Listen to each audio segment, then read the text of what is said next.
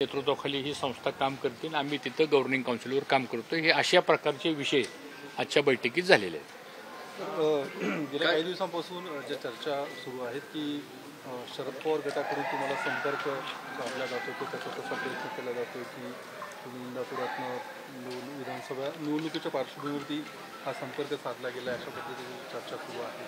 काय नेमकं नाही असं काय, आता आज माझी पवार साहेबांची इथं भेट झाली. आता 2.5-3 तास आम्ही बरोबरच होतो, पण ती हे विषय होते राजकीय कुठली या संदर्भातली चर्चा झालेली नाही आणि मला असं वाटतं त्या संदर्भात माझ्याशी काही कोणी बोललेलं नाही. तुमची काय इच्छा आहे? तुम्ही भाजपमध्ये बावनकुळे पण म्हटले की ज्यांना जो निर्णय घ्यायचा आहे बाहेर पडायचं त्यांनी घ्यावं असं मध्यंतरी घाडगेंच्या पार्श्वभूमीवर तुमची काही भाजपशी नेतृत्वाची चर्चा किंवा त्यांनी तुम्हाला समजवलं किंवा तुमची काय इच्छा? कार्यकर्ते तर म्हणतात तुम्ही अपक्ष किंवा तुतारीवरनं निवडणूक लढवली. नाही, आमचे प्रांत अध्यक्ष बावनकुळे साहेब हे आमचे ज्येष्ठ नेते आहेत. आता ते कोणत्या रेफरन्समध्ये बोलले काय बोलले हे मला काही माहीत नाही, पण माझ्याकडून तरी अशी कुठली भूमिका किंवा मी काही निर्णय घेतला वगैरे अशी तर माझ्याकडची कुठली भूमिका झालेली नाही.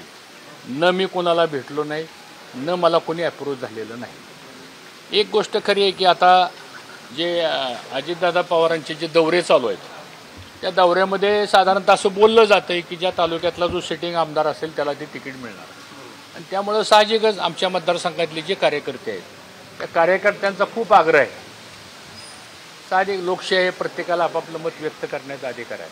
पण लोकसभेच्या निवडणुकीच्या वेळेस आमची जी चर्चा झाली होती अजितदादा पवार, मी आणि देवेंद्र फडणवीस यांच्याबरोबर आमची चर्चा झाली होती आणि त्यात असं ठरलं होतं. आता बाकीच्या गोष्टी काय बाहेर सांगणं योग्य नाही, कारण बंद आड चर्चेच्या संदर्भातला काही प्रोटोकॉल असतो तो सांगायचा नसतो. पण त्यात असं ठरलं होतं की अजितदादा असं म्हणाले होते आणि ते भाषणात पण म्हणाले आल्यानंतर की देवेंद्र फडणवीस इंदापूर तालुक्याच्या संदर्भातला जो निर्णय घेतील तर तो निर्णय मी मान्य करेल. आणि मलाही देवेंद्र फडणवीस साहेब असे म्हणले की मी हा संदर्भातला निर्णय घेईल. त्यामुळे आता आम्ही वाट बघतोय की फडणवीस साहेब या संदर्भातला काय निर्णय घेतात. कोणाची? तुमची काही भाजपच्या वरिष्ठ नेत्यांशी नाही, मागच्या एक 3 आठवड्यामध्ये माझी देवेंद्र फडणवीस साहेबांची चर्चा झाली होती आणि त्या संदर्भामध्ये ते म्हणले मी या संदर्भातला निर्णय घेईल. तुम्ही आता म्हणाले की अजितदादांचे दौरे मतदारसंघामध्ये सुरू झालेले आहेत, तर मग कार्यकर्त्यांची सुद्धा इच्छा आहे. मग काय नेमकं तुम्ही काय निर्णय घेणार आहात किंवा काय तयारी चालू आहे? कारण की आता अवघे 2-3 महिने राहिलेले आहेत. तयारी वगैरे हा काय विषय माझ्या दृष्टीने काय फार चर्चा करण्यासारखा विषय असं नाही. आम्ही कायमच लोकांच्या मध्ये असतो, कायमच ग्राउंड लेवलला काम करत असतो आणि आज आमच्या पक्षाचे नेते देवेंद्र फडणवीस साहेब आहेत, ते संदर्भात काय भूमिका घेतात ते बघू. कारण त्यांनीच ऑलरेडी या संदर्भातली भूमिका जाहीर केलेली आहे. ते इंदापूरला येऊनही बोलले होते आणि ज्यावेळेस सागर बंगल्यावर आमची बैठक झाली त्यावेळेस त्यांनी सांगितलं की निवडक काय प्रमुख कार्यकर्ते तालुक्यातले बोलवा. असे एक 300-400 प्रमुख कार्यकर्ते पण आम्ही त्यावेळेस त्यांच्याबरोबर चर्चा केली होती. त्यावेळेस पण त्यांनी सांगितलं होतं. त्यामुळं ते योग्य निर्णय घेतील असं मला वाटतं.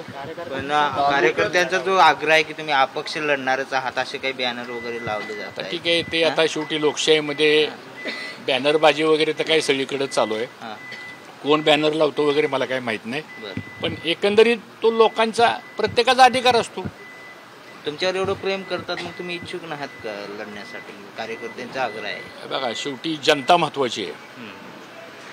जनतेचा जो आग्रह असतो तो साधारणतः लोकांचा तो रेटा असतो, आग्रह असतो आणि हा आग्रह आमच्याही पक्षाच्या नेतृत्वापर्यंत पोचलेला आहे. नाही पोचला अशातला काही भाग नाही आणि तुमच्यापर्यंतही पोचलेला आहे आणि तुम्ही लोकांच्यापर्यंत पोचवलेला आहे. तर मला असं वाटतं आता त्या संदर्भामध्ये वरिष्ठ पातळीवर काय निर्णय होतो ते बघू. काँग्रेस राष्ट्रवादीची आघाडी काय तयारी करायची सूचना दिली आहे का नाही दिली? अवघे काही महिने राहिले असताना विधानसभेला तयारी करण्याची काय वरिष्ठांकडून सूचना आली आहे का नाही आली आहे? नाही, अद्यापर्यंत मला असं वाटतं की महायुतीच्या जागा वाटपाच्या बाबतीमध्ये कुठलाही अंतिम निर्णय झालेला आजपर्यंत नाही असं माझं मत आहे. अर्थात त्या सगळ्या वरिष्ठ पातळीच्या समितीमध्ये मी काय नाही आहे, मी फक्त कोर कमिटीचा मेंबर आहे. त्यामुळे कोर कमिटीत पण या संदर्भातली चर्चा झाली होती. त्यानंतर पुन्हा काही कोर कमिटीची मिटिंग झालेली नाही. या सगळ्या पार्श्वभूमीवर तुम्ही वेट अँड वॉचच्या भूमिकेत आहात का?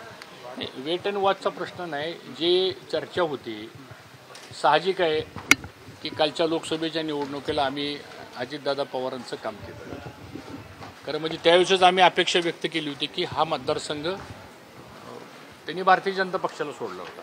पण नंतर राजकीय इक्वेशन्स बदलले, पुन्हा युतीमध्ये तिसरा पक्ष आल्यामुळे महायुती झाली.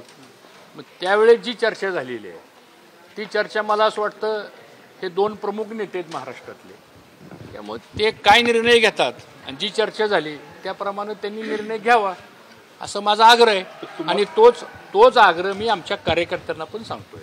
तुम्हाला स्पष्ट आश्वासन दिलेलं नाहीये की इंदापूरची जागा तुमच्यासाठी सोडली जाईल किंवा भाजपसाठी? कारण अजितदादांचे दौरे इतके आता वाढले एक प्रश्न विचार, महायुतीच्या संदर्भातला जागा वाटपाचा निर्णय काय कुठला एक पक्ष घेणार नाही, तो निर्णय तिन्ही पक्ष घेणार आहेत. त्यामुळे त्या संदर्भात अजून तरी काही कुठे निर्णय झालेला आहे असं तर माझ्या तर काही माहिती आहे